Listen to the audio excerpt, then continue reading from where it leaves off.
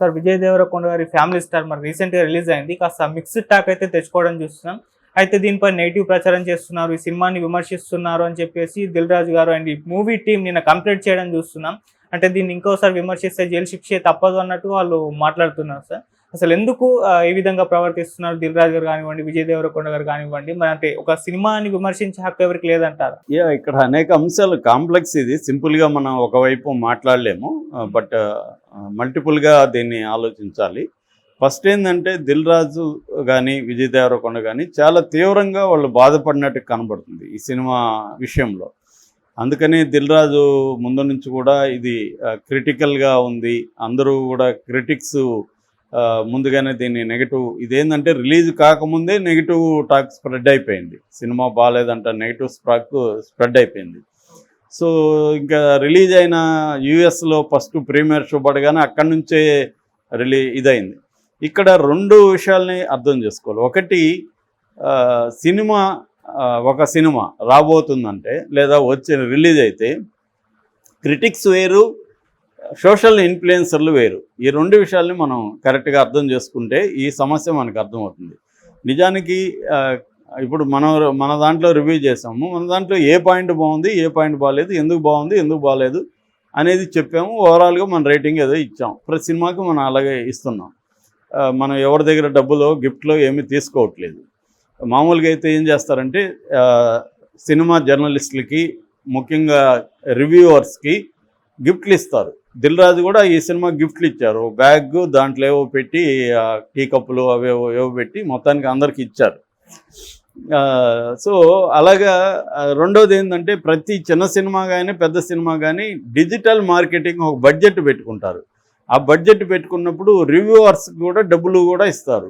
చాలా కొంత important review వాళ్ళకి, కొన్ని వెబ్సైట్ వాళ్ళకి డబ్బులు ప్యాకేజ్ లాగా వాళ్ళకి యాడ్స్, డబ్బులు అన్నీ కల్పిస్తారనమాట. ఇచ్చినప్పుడు వాళ్ళు ఏంటంటే 2-3 సార్లు ఈ సినిమా గురించి రాయడం, పాజిటివ్గా మ్యూజిక్ బాగుందని ఇంకోటి రాయడం, తర్వాత రివ్యూ వచ్చినాక కూడా కొంత బాగుందని పాజిటివ్గా రాయడం. మామూలుగా అదేదో చెప్తారు, 3 లక్షలు ఇస్తే 1 స్టార్ ఇవ్వాలనుకుంటే వాడు 2 ఇస్తాడు, లేదా 2.5 ఇస్తాడు, 5 ఇస్తే 3 ఇస్తాడు. అలాగా కూడా కొంతమంది ఉన్నారనేది చెప్తారు. ఏదేమైనా రివ్యూ వాళ్ళని కొద్దిగా మేనేజ్ చేయొచ్చు ప్రొడ్యూసర్లు. ఎందుకంటే వీళ్ళు రెగ్యులర్గా వెబ్సైట్లు లేకపోతే ఇవి నడపాలి కాబట్టి వీళ్ళకి ఒక్కొక్క సినిమాకి ఎంత బడ్జెట్ వస్తే ఆ వెబ్సైట్లు కొద్దిగా ఫ్రీగా పనిచేయగలుగుతాయి, డబ్బులు ఉంటాయి కాబట్టి. అందువల్ల ఈ ప్రోగా ఉంటుంది. ఆ మధ్య కూడా ఒక జర్నలిస్ట్ని ఎక్కడికి పోతున్నారు సార్ అంటే, ఫలానా సినిమాకు పోతున్నాను, పోయి అది బాగుందని రాయాలి కదా నేను అని పోతున్నాడు. అంటే అదేం అంటే పోయి బాగుందని రాయాలని ముందే ఫిక్స్ అయిపోయి వెళ్తున్నాడు, బాగున్నా బాగాలేకపోయినా. ఎందుకంటే వాళ్ళ వెబ్సైట్కి డబ్బులు ఇస్తారు కాబట్టి, అందులో ఈయనకేమన్నా ఇస్తారో లేదు తెలియదు కానీ మొత్తానికి వెబ్సైట్కి ఇస్తారు. సో ఇలాగా మేనేజ్ చేస్తారు మామూలుగా. అందువల్ల వీళ్ళకి అంత పెద్ద ఇబ్బంది లేదు. దీంట్లో అందరికి ఇవ్వలేరు కాబట్టి ఇవ్వలేని వాళ్ళు కొంత నెగిటివ్గా కూడా రాస్తారు. ఇది మామూలుగా ఉండేది. అయితే ఈ మధ్య ఏమైపోయిందంటే ఇన్ఫ్లుయెన్సర్లు పెరిగిపోయారు. సోషల్ మీడియా ఇండిపెండెంట్గా వాళ్ళు బ్రహ్మాండంగా కొంతమంది చూస్తే చాలా బాగా రివ్యూలు చెప్తారు. వాళ్ళ మంచి యాక్టింగ్ స్టైల్ ఉంటుంది, బ్రహ్మాండంగా చెప్తారు. దానికి వ్యూస్ చూస్తే ఈ ట్రెడిషనల్గా మన లాంటి వాళ్ళు చెప్పేవ కంటే వాటికి ఎక్కువ వ్యూస్ ఉంటాయి. సో పైగా వాళ్ళు చాలా అర్లీగా పెట్టేస్తారు వాళ్ళు రివ్యూస్. మరి ఎప్పుడు చూస్తారో తెలియదు కానీ చాలా అర్లీగా పెట్టేస్తారు రివ్యూస్. చాలామంది చూడకుండా కూడా పెట్టేవాళ్ళు ఉన్నారు. ఇంకోటి ఏంటంటే అమెరికా నుంచి సినిమా చూడగానే కొన్ని ఎక్స్లో కొంతమంది ఉన్నారు, వాళ్ళు పెడితే ఇన్ఫ్లుయెన్స్ చేస్తారు. ఈయన పెట్టాడంటే ఇది నిజమేరా అని నమ్మేవాళ్ళు బోల్డ్ మంది ఉంటారు. సో వాళ్ళు ఇమీడియట్గా పెట్టేస్తారు. ఫస్ట్ హాఫ్ రాగానే ఫస్ట్ హాఫ్లోనే పెట్టేస్తారు, ఇంటర్వ్యూలోనే ఫస్ట్ హాఫ్ ఎలా ఉంది పెట్టేస్తారు, మళ్ళీ సెకండ్ హాఫ్ ఎలా ఉంది మళ్ళీ పెడతారు. ఇంత ఇదైపోయేసరికి ఇప్పుడు ఏమైపోయిందంటే సినిమా ప్రొడ్యూసర్లకి ఒక పెద్ద హెడ్ఏక్ అయిపోయింది. అంటే వీళ్ళకి ఇప్పుడు కొంతమందికి నచ్చే విధంగా, మామూలు ఆడియన్స్కి నచ్చే విధంగా వీళ్ళు ఏదో చేస్తారు.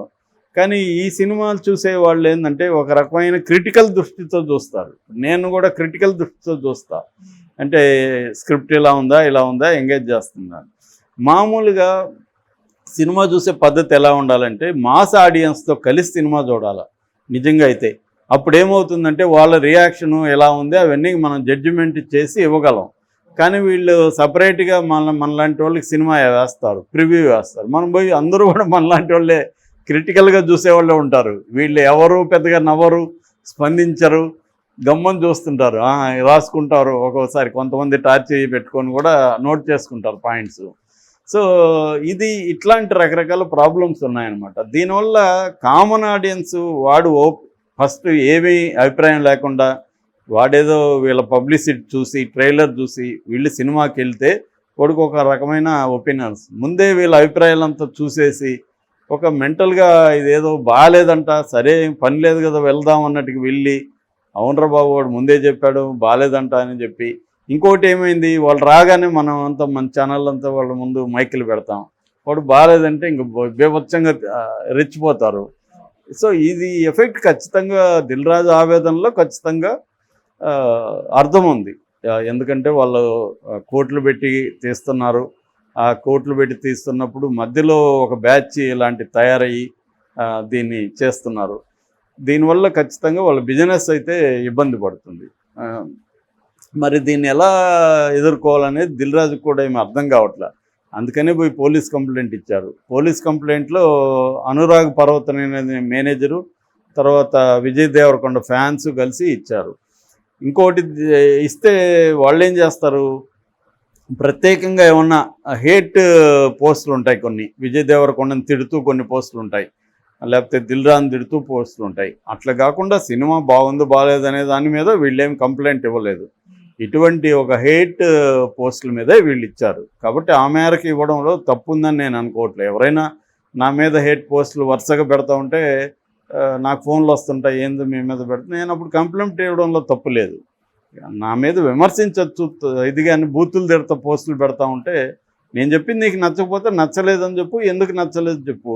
కానీ నా పర్సనల్ అటాక్ చేసి బూతులు తిడుతూ పెడితే ఉంటే నేను కంప్లైంట్ ఇస్తాను, ఎవరైనా ఇస్తారు. అది ప్రాథమిక హక్కు. అలాగే దిల్ రాజు ఇవ్వడంలో తప్పు ఉందని నేను అనుకోవట్లేదు. ఆయన అందరి మీద ఏమి ఇవ్వలేదు, క్రిటిక్స్ అందరి మీద, ఇప్పుడు మనలాంటి వాళ్ళ మీద ఆయన వెళ్ళి పలానా అతను నా సినిమాకి ఇంతే రేటింగ్ ఇచ్చాడు, బాగాలేదన్నాడు అని చెప్పి ఆయన ఇవ్వలేదు. ఎక్కువగా పోస్టులు ఇలాంటివి పెడుతున్నారు, అది కూడా టార్గెట్ చేస్తున్నారు. ఈ మధ్య ఇంకొక ట్రెండ్ కూడా సినిమా రంగంలో ఏమైందంటే, కొంతమంది హీరోల మధ్య కూడా ఒక తెలియని గొడవలు ఉన్నాయి. వీళ్ళు ఏం చేస్తారంటే వాళ్ళు సొంత టీములను పెట్టుకుంటున్నారు. టీములను పెట్టుకొని ఈ సినిమా ఒకటి రాకముందు నుంచి నెగిటివ్ ప్రచారాన్ని మొదలు పెడుతున్నారు. అది హీరోల మధ్య కూడా ఉంది. అది ఆ మధ్య కూడా మోహన్ బాబు వాళ్ళు కూడా నాకు తెలిసి వాళ్ళు ఒక టీమును పెట్టుకొని వాళ్ళకి యాంటీగా ఉన్న పోస్టులన్నింటినీ తీయిస్తూ వచ్చారు. ఇది ఒక పెద్ద పని, ఇది అంత ఈజీ కాదు ఇది. ఎందుకంటే ఇది ఒక సముద్రం లాంటిది, ఎక్కడ పోయి దాన్ని వెతుకుతావు. అనేక మంది తయారైపోయారు, ఎవరికి వారు ఛానళ్ళు పెట్టుకున్నారు, రీల్స్ పెట్టుకున్నారు, వెబ్సైట్లు పెట్టుకున్నారు, ఎక్స్లో పోస్టులు పెడుతున్నారు. ఇదొక పెద్ద వ్యవహారం.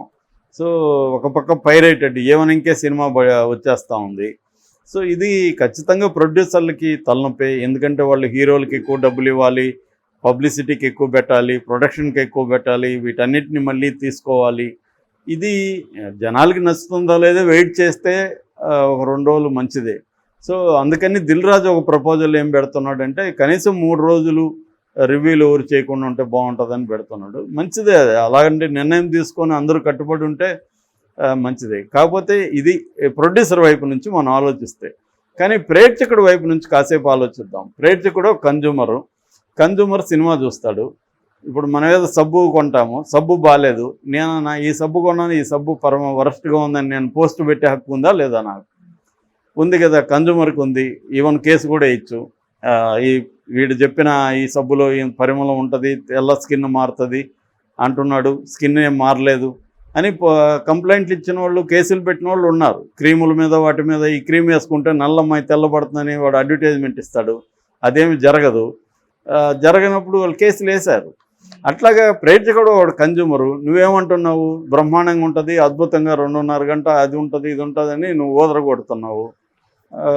మేము నిన్ను నమ్మి వెళ్ళాము, వెళ్తే మాకు అది లేనప్పుడు నేను కేసు వేయలేను కాబట్టి నా పోస్ట్ పెట్టా, ఈ సినిమా చెత్తగా ఉందరా బాబు, నాలాగా మీరు బలవకండి, అసలు వాళ్ళు చెప్పింది ఏమీ లేదు దీంట్లో, నేను పెట్టచ్చా పెట్టకూడదా?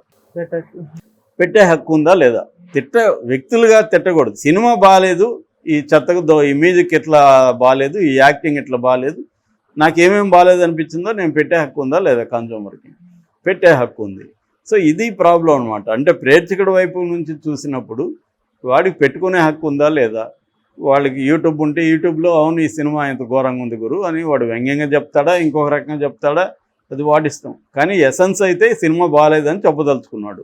బాగుంటే బాగుందని కూడా వాళ్ళే చెప్తున్నారుగా. మళ్ళీ ఇదే దిల్ రాజు కొన్ని సినిమాల్ని వాళ్ళు ప్రమోట్ చేయలేదా? బాగుందని చెప్పలేదా?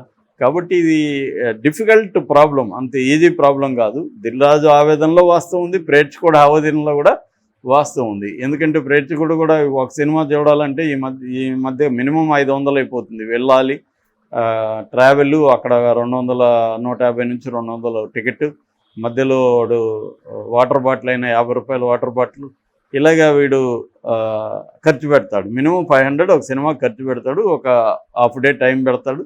సో ఇంత చూసినాక ఆ సినిమా వీళ్ళని నమ్మిపోతే వీళ్ళు లేనిపోయింది ఉందన్నట్టుగా నమ్మిస్తారు కదా. పబ్లిసిటీ అంటేనే మాయ చేసి నమ్మించడమే కదా. సో అట్టేటప్పుడు మీరు కూడా పబ్లిసిటీ ఆపేయండి, గమ్మున రిలీజ్ చేయండి సినిమాని. అప్పుడు మాకేం చెప్పకండి, మీరు వచ్చి చూడండి, మీకు ఈ మ్యూజిక్ బాగుంటుంది, అది బాగుంటుందని కదా మమ్మల్ని మీరు ఎగ్జైట్ చేసి కదా తీసుకెళ్తున్నారు. సో ఆ ఫాల్స్ పబ్లిసిటీ ఆపండి. వీళ్ళు కూడా రేపు కోర్టులో వెళ్తే ప్రేక్షకుల సంఘము ఇంకొకరు కోర్టుకు వెళ్ళరా? కాబట్టి నేను అనుకోవడం ఇది లీగల్గా సాల్వ్ అయ్యే సమస్య కాదు, ఇది కంటిన్యూ అవుతూనే ఉంటుంది. మంచి సినిమాని, బ్రహ్మాండమైన సినిమాని, ఇప్పుడు బాహుబలి మీద నెగిటివ్ వస్తున్నా అది హిట్ అయింది కదా, నెగిటివ్ వచ్చింది దాని మీద కూడా. సెకండ్ పార్ట్కి అయితే నెగిటివ్ వచ్చింది, అయినా వెళ్ళింది కదా బాగా. ఆ మధ్య కూడా నేను అటు ఎగ్జాంపుల్స్ చాలా చెప్పుకోగలను. నెగిటివ్ వచ్చిన రివ్యూల సినిమాలు కూడా మంచి హిట్లు అయినవి ఉన్నాయి.